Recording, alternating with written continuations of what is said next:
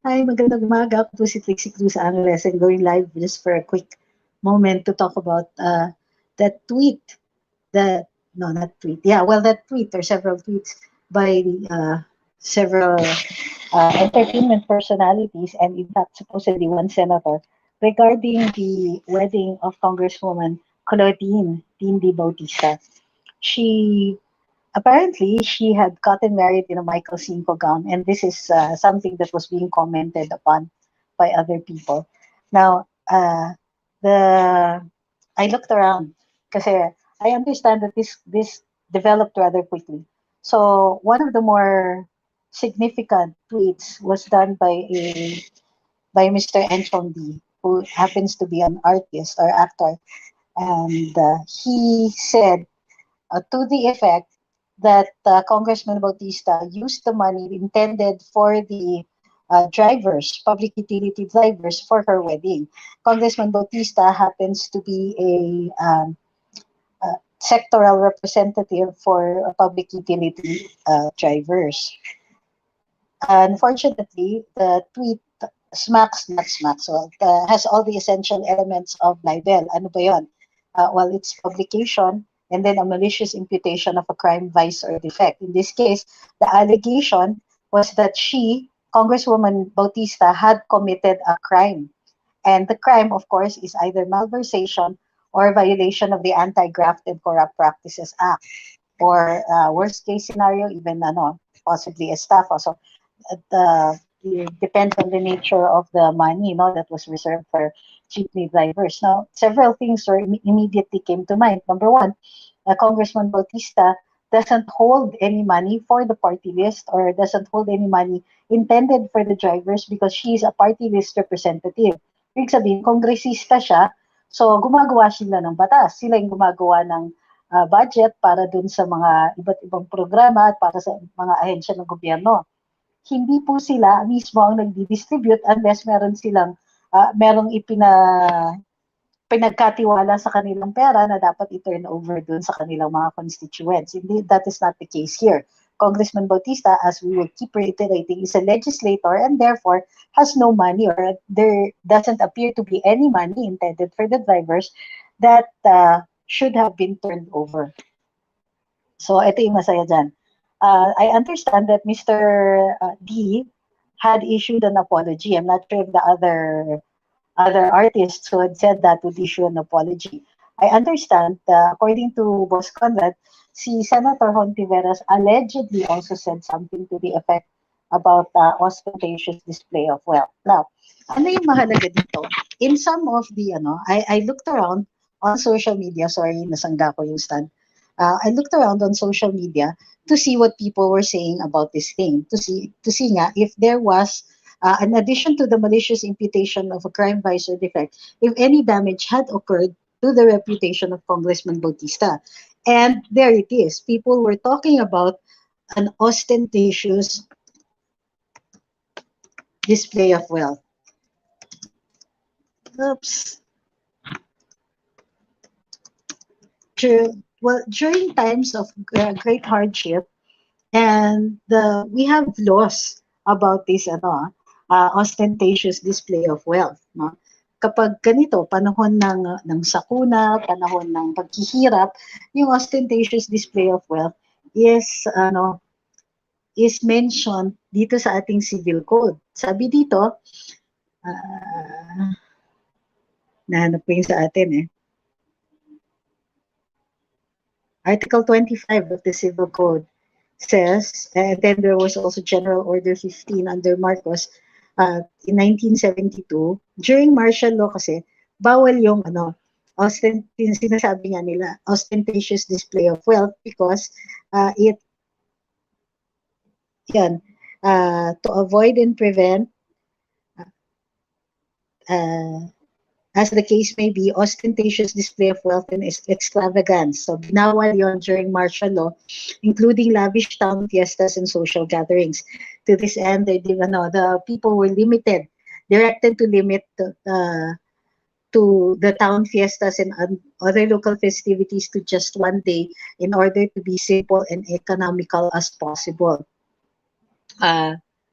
thoughtless extravagance, diba?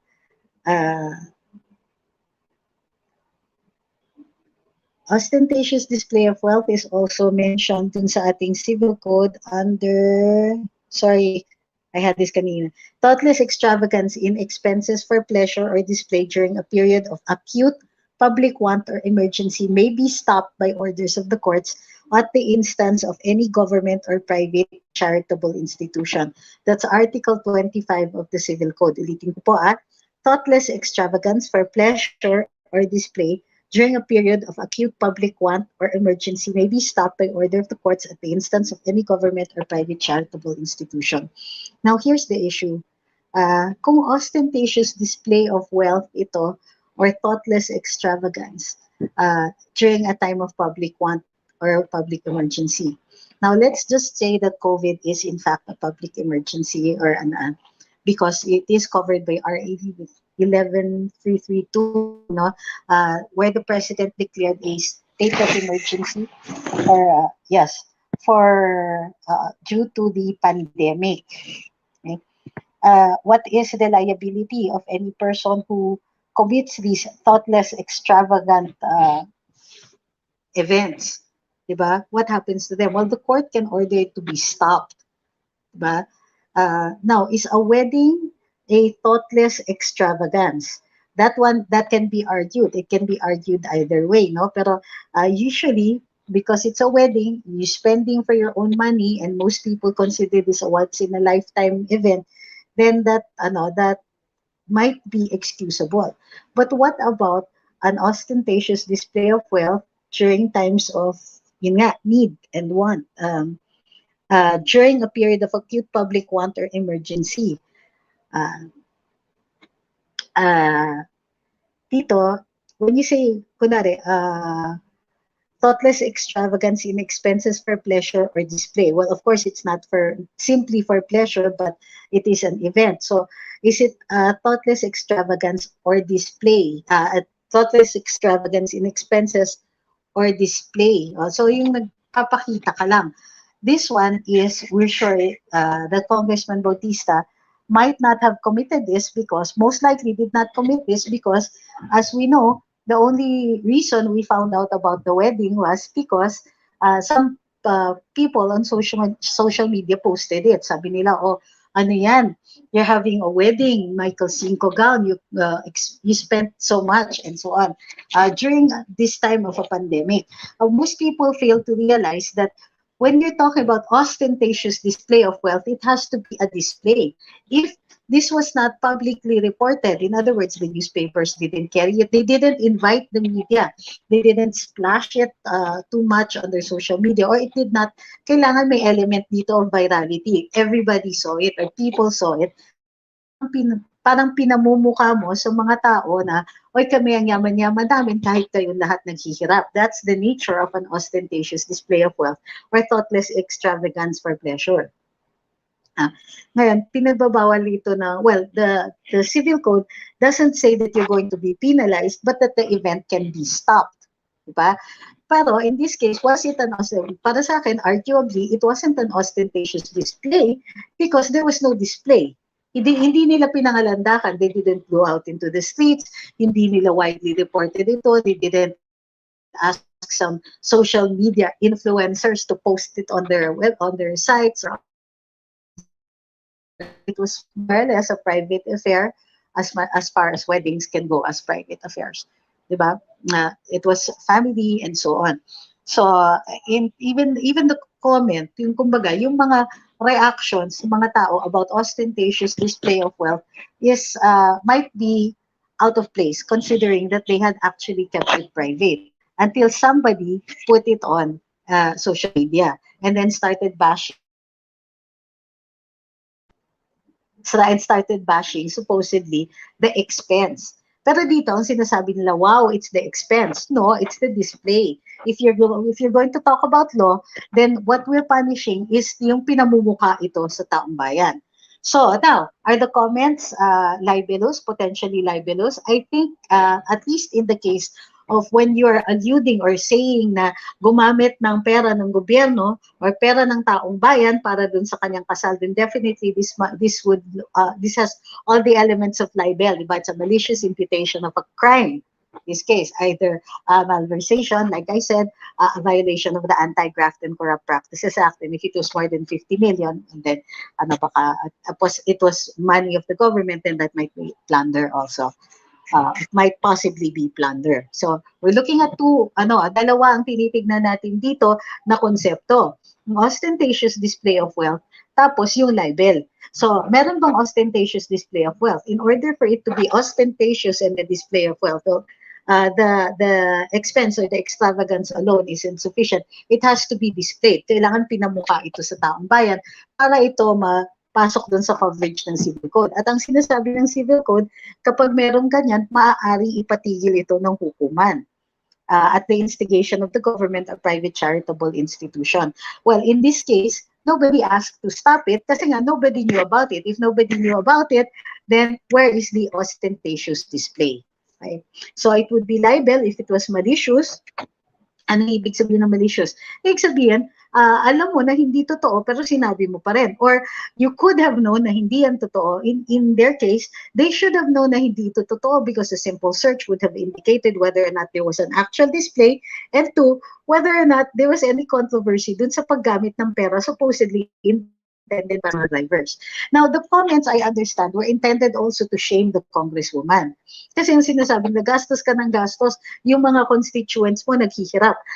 The other issue with that one is that they don't know, it would be malicious because they don't know the efforts she had taken to address the needs of our own constituents. Hindi nila alam yung mga activities ni Congresswoman Bautista, kung ano-ano yung mga pinamigay na niya, paano siya nakatulong sa pamimigay ng ayuda and so on, and how much she actually rolled out to her constituents and activities she had undertaken to help them out during the time of the pandemic. And there were charitable work of Congresswoman Bautista. She did not splash it on the society pages. She did not get reported for the efforts, for the charitable efforts.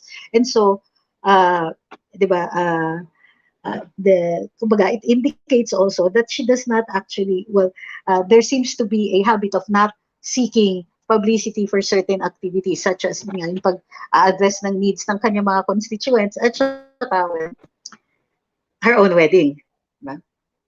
Okay, let me check your comments. Wala namang katibayan, sabi ni Ramon, na ginamit ni Congressman Dindi ang pera ng party list sa kasal niya. Yun. Sabi ni Romel Caritativo, napipikon sila paano kaya kung sabihan namin si Ogie na pangit ang anak niya kay Regine. Bias sila. No, it wasn't Ogie Alcacid. I think it was Ogie Diaz who had said it. So, and I'm not sure if I can even quote Ogie Diaz because I don't have the exact quote that he said. But please, it's not Ogie Alcacid. And come on, let's not comment on the looks of children. Children's faces change. Sabi ni Ramon, dapat talaga tuluyan na ng Bautista clan and friends ang mga personalidad na nag-bash online sa kasal ni Congressman Dindi. Well, only Congressman Dindi and possibly her husband can file the case. So, ay maraming salamat kay Nathaniel Quintos. He says, I always enjoy listening to you, attorney, kahit anong topic, I always learn so much. Maraming salamat. Nagsalita siya, tapos siya sarap ng buhay, tapos mga NPA niyang na-recruit ayon sa bundok, nakikipagbakbakan sa militar. Okay, well, in the case of Senator Hontiveros, if her comments were made in the context of a senator, in other words, it was her job as a senator to be making those statements, or she was doing it inside the Senate or during a hearing and so on, wala siya pong liability, so she would have parliamentary immunity for that. Pero she should take a lesson from former Senator Antonio Trillanes when he had made libelous statements outside of the Senate and not within the context of his duties as a legislator, in which case he is possible could be held liable for those comments. So Senator Hontiveros should also be on guard na hindi rin po siya matutulad sa ganon. ask ko lang, yung ginagawa ni Chinky Pacquiao, is that considered part of ostentatious display of wealth? Pera naman nila. Yun nga, pagka the ostentatious display of wealth, it has nothing to do with who owns the money. So, it's ostentatious display of wealth. Yun lang, yung magarbo, showy, mapakita, and it's an extravagance, hindi kailangan, during a time of public want or public emergency. So, it doesn't matter if they own, if pera nila yon. Yung when we're talking about government money, yun yung dun sa libel. Like I said, dalawa po yung aspeto ng issue dito. Number one is whether or not there was an ostentatious display of wealth. Number two is whether or not there was libel. So yung ostentatious display of wealth, that has nothing to do with government money. Dun yun sa libel pumapasok. Ito, sabi ni Romel, tapos si Pokwang mula noon hanggang ngayon, ay naman, guys, huwag naman yung itsura ng tao. I mean, of course, sige, you can say it, pero hindi ko kayo sasabayan dyan. Huwag niyong idamay ang mga walang kinalaman ng mga bata sa inyong komento at huwag ninyong idadamay sa mga walang kinalaman sa issue, sabi ni Jovi Cruz. Respeto lang po. Okay. RV says, kasuhan ni Asek Mocha si Pabust, kasuhan ni Enchong si Representative Bautista na matauhan. Yeah, I understand.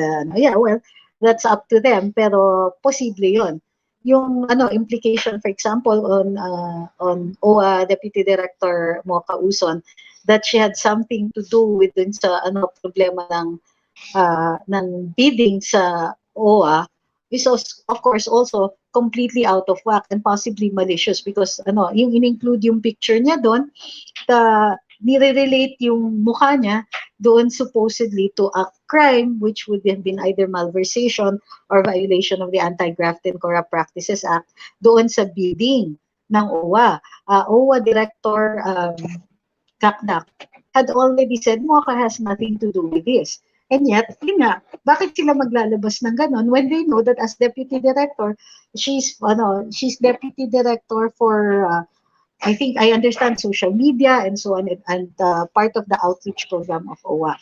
So, she has nothing to do with the biddings and hindi po siya member ng Bids and Awards Committee. Jamie Moore says si Agot Isidro at Enchang D ay mga unhappy persons, kaya bitter at unhappy sila sa happiness ng iba. Gusto nila dahil unhappy sila, kailangan unhappy din ang lahat, an epitome of a bitter or at ingiterang person. Well, I hope that's not true. I hope that they were doing this to criticize a public figure. Ang kaso, it could be malicious precisely because they did not check kung may basehan yung kanilang sinasabi. Jean says, good morning. She's watching from London. Okay, maikli lang po itong live natin ngayon kasi meron pong tambayan at ayaw natin pong sabayan. Pero habang commercial pa, we'll finish taking your questions. Wala na atang proyekto si Enchong sa Katol, kaya siguro nakatutok sa 20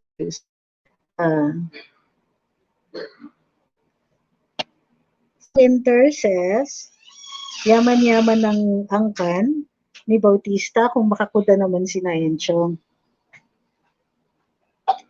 Sabi ni Joseph Lagunog, ganyan naman po sila. Minsan di na nag-iisip basta may nakita nag-post against the admin o kaalyado ng admin sakay na agad kahit fake naman o walang katotohanan. Basta sausaw na agad dahil kontra sa admin. Tapos ngayon, pag binalikan, pusta ako, pa-victim na ang dating. Sila yung binubuli. Yun na nga yung problema. Pagka may pa-victim card na naman. Ipis Dagat says, acronym din pala yung hampas lupa. What does it stand for? I don't know what you're talking about. Meron proyekto si Enchong para nga siya dun baliktad sa ugali ngayon. Well, this is also an opportunity for us to be on guard that we ourselves will not be guilty of libel, di ba? Hindi tayo magsasabi ng mga posible na makasuhan tayo. So what is libel, di ba?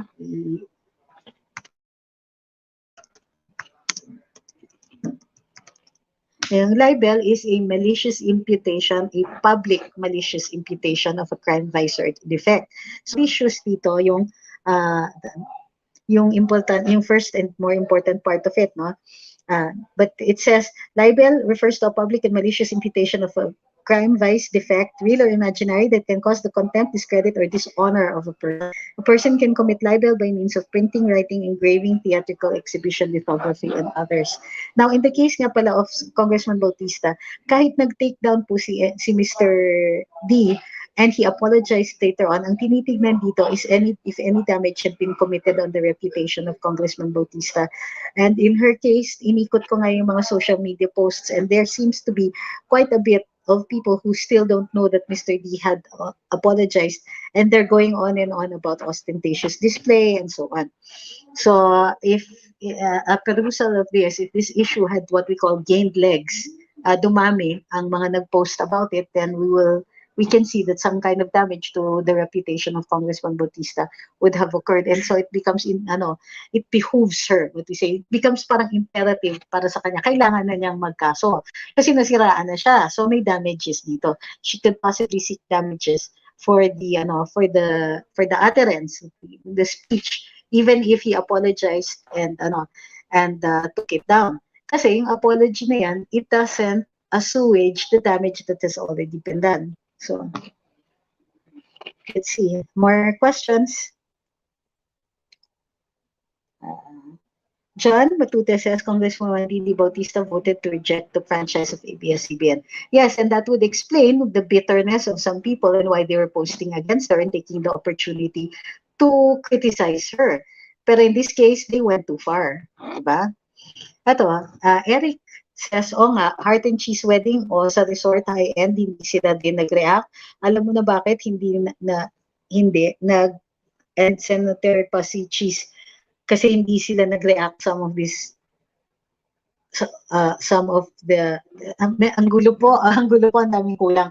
Okay, but dito kasi it's yung ostentatious display of wealth or thoughtless extravagance should be in a time of public want. So hindi yung basta, people who have who make these ostentatious displays pero during the time wala namang COVID, wala namang pandemya, hindi naman giyera, hindi naman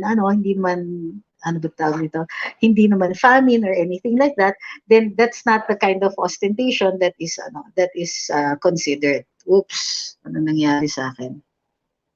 Nawala yung aking tinitingnan. Ayan, sorry. Alright. Sabi ni Daniel, nagawang mag-apology si Enchong kasi alam niyang libelous yung sinasabi niya, pero kung tulad nila Agot at Ogie, basta makakontra lang, mema lang. At Jaime says, I always listen to you and I learn a lot. Nagiging mabuting tao na ako, nababawasan bias ko. Ay, hindi ko intention yan.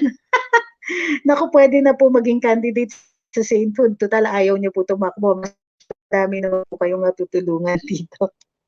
Okay, last kasi mag-onboard na si Dion. O nga, heart and cheese wedding. Yun ba yun? Naulit ko na naman. Enchong T, siya yung nagpahama kay Mayor Magalong sa birthday party niya dito sa Baguio. Oh my, was that it? I'm not sure. I don't remember this. On a side note, Ian asks, sino mag-discuss sa weekend? Sana ma-discuss sa weekend sutil kahit side topic lang about issues on Afghanistan. I'm curious as to what led its current situation. O sige, if we're going to talk about Afghanistan, we're also going to have to talk about cultural relativism. You might want to look it up first para ma-discuss natin ang cultural relativism. Somebody called me out for a post about women in Afghanistan kasi sabi ko, thinking about the women in Afghanistan. So sabi ko, sabi nila, the Sunni Muslims are not necessarily so and so. So I had to take stock about whether or not I'm swallowing the American line, American line in its totality without looking at it. So yes, by all means, let's talk a little about Afghanistan, but let's look at cultural relativism and the role of women in society. The Taliban will be the governing authority. O, on board na si diyan sa tambayan. Maraming salamat sa lahat ng sumubaybay dito at sa lahat ng nagbigay dito sa super chat at saka super sticker. Maraming salamat po. Sige, we'll talk about Afghanistan, but we probably don't have to wait for Sutil Saturday or Sutil Sunday. Baka bukas sa tambayan we can talk about it. Maraming salamat. Good afternoon, everybody.